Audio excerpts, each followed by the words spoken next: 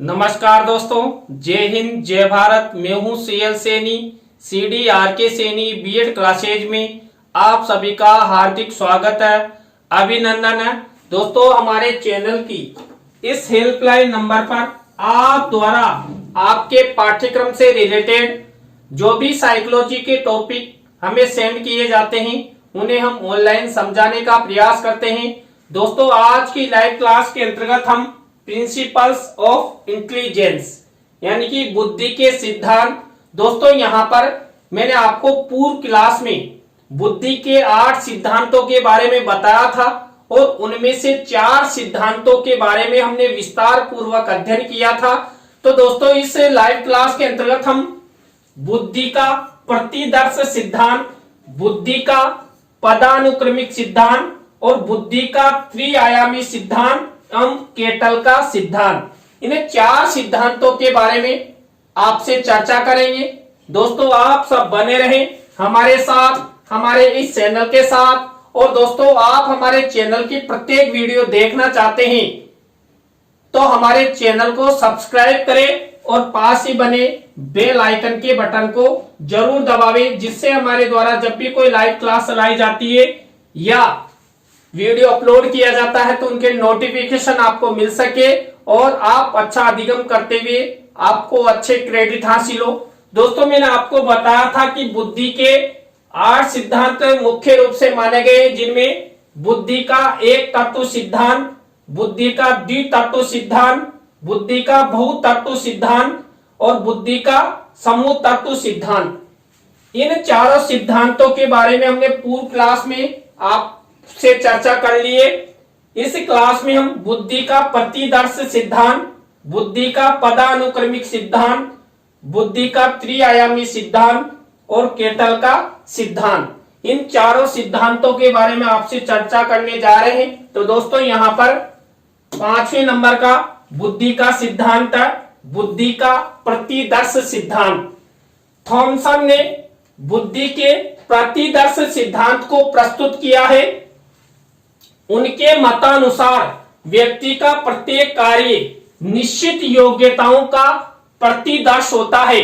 किसी भी विशेष कार्य को करने में व्यक्ति अपनी समस्त मानसिक योग्यताओं में से कुछ का प्रतिदर्श के रूप में चुनाव कर लेता है। दोस्तों, जो बुद्धि का प्रतिदर्श सिद्धांत है यह थॉमसन द्वारा दिया गया था। आपकी प्रतियोगिता परीक्षाओं में पूछा जा सकता है कि थॉमसन द्वारा बुद्धि का कौन सा सिद्धांत दिया गया था, तो प्रतिदर्श सिद्धांत। या बुद्धि का प्रतिदर्श सिद्धांत किसके द्वारा प्रतिपादित किया गया था, तो मनोवैज्ञानिक थॉमसन द्वारा। दोस्तों, थॉमसन ने बताया कि जब हम किसी भी प्रकार का कोई कार्य करते हैं और उस कार्य के संपादन हेतु जब हम मानसिक योग्यताओं का सहारा लेते हैं तो उनमें से कुछ ही योग्यताओं का प्रयोग करते हैं और हम उस कार्य को आसानी के साथ कर देते हैं, तो वही हमारा प्रतिदर्श होता है। इस सिद्धांत में उन्होंने सामान्य कारकों की व्यवहारिकता को महत्व दिया है। थॉमसन के अनुसार व्यक्ति का बौद्धिक व्यवहार अनेक स्वतंत्र योग्यताओं पर निर्भर करता है, परंतु परीक्षा करते समय उनका प्रतिदर्शी सामने आता है। दोस्तों, हम किसी भी प्रकार की कोई परीक्षा देते हैं तो हमें क्या करते हैं, हम अपनी पूरी मानसिक योग्यताओं का प्रदर्शन परीक्षा में देना चाहते हैं, लेकिन उनमें से ही कुछ प्रतिदर्श हमारे सामने आते हैं। दोस्तों, हम इतना पढ़ते हैं लेकिन परीक्षा के समय नाम मात्र का हमें याद रहता है और उस नाम मात्र की याददाश्ती पर ही हम परीक्षा का प्रश्न पत्र हल कर देते हैं। यदि मान लीजिए परीक्षा के समय हमारा 100% जो हम मानसिक योग्यताओं का प्रयोग करते हैं वो पूरी मानसिक योग्यताएं हमारा सहयोग कर दे तो हम कोई सा भी प्रश्न छोड़ नहीं सकते और 100 में से 100 अंक आसानी के साथ हासिल कर सकते हैं। तो ये थॉमसन का बुद्धि का प्रतिदर्श सिद्धांत हुआ। इसके बाद बुद्धि का पदानुक्रमिक सिद्धांत। बर्ट एवं वर्नन 1965 ने इस सिद्धांत का प्रतिपादन किया। बुद्धि सिद्धांतों के क्षेत्र में यह नवीन सिद्धांत माना जाता है। इस सिद्धांत में बर्ट एवं वर्नर ने मानसिक योग्यताओं को क्रमिक महत्व प्रदान किया है। उन्होंने मानसिक योग्यताओं को दो स्तरों पर विभक्त किया है, सामान्य मानसिक योग्यताएं और विशिष्ट मानसिक योग्यताएं। दोस्तों, जो बुद्धि का द्विकारक सिद्धांत का जब हमने अध्ययन किया था तो वहां पर भी सामान्य और विशिष्ट प्रकार की बुद्धि बताई गई थी। तो यहां पर भी बर्ट एवं वर्नर महोदय द्वारा बुद्धि को दो तत्वों में, दो योग्यताओं में विभाजित किया गया है, सामान्य मानसिक योग्यताओं और विशिष्ट मानसिक योग्यताओं। सामान्य और विशिष्ट योग्यताओं के माध्यम से ही हम अपने जीवन में किसी भी कार्य का संपादन करते हैं। सामान्य मानसिक योग्यताओं में भी योग्यताओं को उन्होंने स्तरों के आधार पर दो वर्गों में विभाजित किया है। पहले वर्ग में उन्होंने क्रियात्मक, यांत्रिक, देशिक एवं शारीरिक योग्यताओं को रखा है। योग्यताओं के दूसरे समूह में उन्होंने शाब्दिक, आंकिक तथा शैक्षिक योग्यताओं को रखा है। अंतिम स्तर पर उन्होंने विशिष्ट मानसिक योग्यताओं को रखा है, जिनका संबंध विभिन्न ज्ञानात्मक क्रियाओं से है।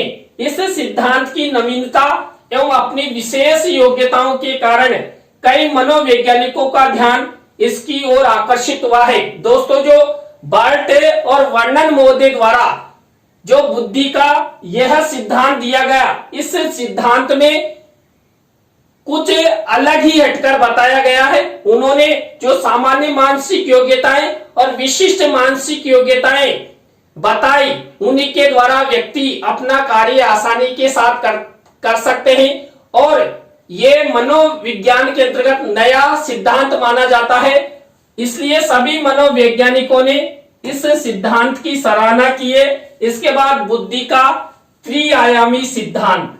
दोस्तों, गिलफोर्ड ने जो 1959, 1961 और 1967 में इस त्रिआयामी सिद्धांत का प्रतिपादन किया है। दोस्तों, यहाँ पर बुद्धि का जो त्रिआयामी सिद्धांत है, ये 3 आयामों पर निर्धारित है। तो पहला आयाम 1959 में इन्होंने बताया, फिर 1961 में बताया, उसके बाद 1967 में बताया।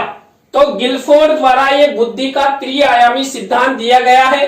गिलफोर्ड तथा उसके सहयोगियों ने 3 मानसिक योग्यताओं के आधार पर बुद्धि संरचना की व्याख्या प्रस्तुत की है।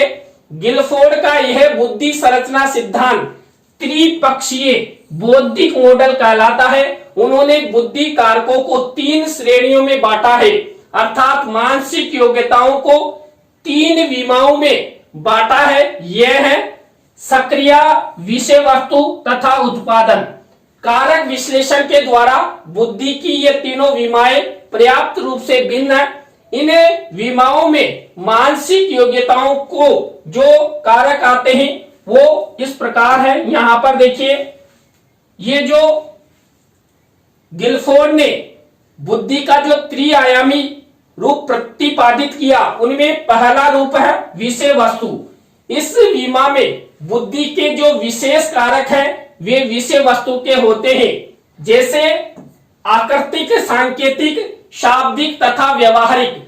आकृतिक विषय वस्तु को दृष्टि द्वारा ही देखा जा सकता है तथा यह आकार और रंग रूप के द्वारा निर्मित होती है।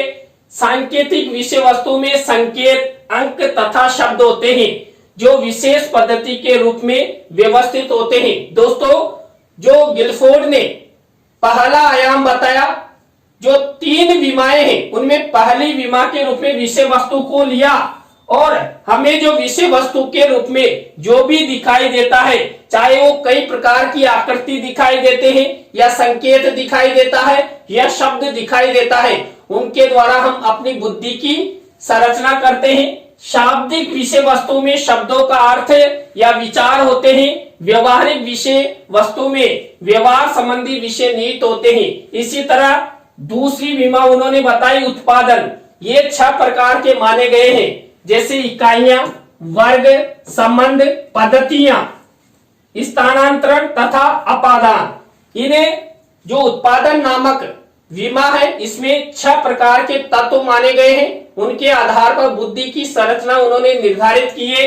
इसी तरह समक्रिया, इस विमा में मानसिक योग्यताओं के 5 मुख्य समूह माने हैं। इनमें संज्ञान यानी कि समझना, मूल्यांकन, अभिसारी चिंतन और अपसारी चिंतन। तो इस तरह इन्होंने इन तीनों विमाओं के आधार पर त्रिआयामी सिद्धांत का प्रतिपादन किया और बुद्धि की संरचना के बारे में बताया। इसी तरह दोस्तों 8वें नंबर का हमारा बुद्धि का सिद्धांत है केटल का बुद्धि सिद्धांत। रेमंड वी केटल 1971 ने 2 प्रकार की सामान्य बुद्धि का वर्णन किया है। ये है फ्लूइड तथा स्टेलाइज्ड। उनके अनुसार बुद्धि की जो फ्लूइड सामान्य योग्यता है ये वंशानुक्रम कारकों पर निर्भर करती है, जबकि क्रिस्टलाइज्ड योग्यता अर्जित कारकों के रूप में होती है। फ्लूइड सामान्य योग्यता मुख्य रूप से संस्कृति युक्त होती है, गति स्थितियों तथा नई स्थितियों के अनुकूलता वाले परीक्षणों में पाई जाती है। क्रिस्टलाइज्ड सामान्य योग्यता अर्जित सांस्कृतिक उपलब्धियों, कौशलताओं तथा नई स्थिति से संबंधित वाले परीक्षणों में एक कारक के रूप में मापी जा सकती है। दोस्तों जो केटल महोदय द्वारा जो बुद्धि का सिद्धांत दिया गया, इन्होंने सामान्य बुद्धि को ही 2 भागों में डिवाइड करके बुद्धि की संरचना स्थापित करने का प्रयास किया है। एक तो फ्लूइड तथा क्रिस्टलाइज्ड। तो यहाँ पर इन दोनों के द्वारा ही बुद्धि की संरचना निर्धारित करने का प्रयास किया जाता है। तो दोस्तों यहाँ पर जो फ्लूइड है, ये फ्लूइड सामान्य योग्यता को शरीर की वंशानुक्रम विभक्ता के रूप में लिया जा सकता है, जो रासायनिक प्रतिक्रियाओं द्वारा संचालित होती है, जबकि क्रिस्टलाइज्ड सामान्य योग्यता सामाजिक अधिगम एवं पर्यावरण प्रभावों से संचालित होती है। केटल के अनुसार फ्लूइड सामान्य बुद्धि वंशानुक्रम से संबंधित है तथा जन्मजात होती है, जबकि क्रिस्टलाइज्ड सामान्य बुद्धि अर्जित होती है। कुल मिलाकर यह कहा जा सकता है कि जो केटल है, इन्होंने बुद्धि को वंशानुक्रम और अर्जित इन 2 रूपों में डिवाइड किया है। तो यहाँ पर एक जो वंशानुक्रम द्वारा बुद्धि मानी जाती है उसे फ्लूइड नामक सामान्य योग्यता का नाम दिया, और जो हम अर्जित करते हैं उसे इन्होंने यहाँ पर क्रिस्टलाइज्ड नामक सामान्य बुद्धि का नाम दिया। तो दोस्तों आज की लाइव क्लास के अंतर्गत हमने आपको यहाँ पर बुद्धि के 4 सिद्धांतों के बारे में बताया। बुद्धि का प्रतिदर्श सिद्धांत, बुद्धि का पदानुक्रमिक सिद्धांत, बुद्धि का त्रिआयामी सिद्धांत और केटल का सिद्धांत। इन चारों सिद्धांतों के बारे में आपसे चर्चा की। दोस्तों आज की लाइव क्लास आपको कैसी लगी कमेंट्स में हमें जरूर बताएं। अच्छी लगी हो तो लाइक करें, कमेंट्स करें, अपने अपने दोस्तों को शेयर जरूर करें दोस्तों। और आप भी चाहते हैं कि सैनी सर द्वारा हमारे पाठ्यक्रम से रिलेटेड साइकोलॉजी के टॉपिकों को ऑनलाइन समझाया जाए, तो दोस्तों आप हमारे हेल्पलाइन नंबर पर हमसे जरूर कांटेक्ट करें। हम आपसे बातचीत करेंगे, तत्पश्चात उन्हें ऑनलाइन समझाने का प्रयास करेंगे। तो दोस्तों आज की लाइव क्लास में बस इतना ही। न्यू लाइव क्लास के साथ हम आपसे फिर मिलेंगे CDRK सैनी बीएड क्लासेज में CL सैनी के साथ। जय हिंद, जय भारत, राम राम साहब।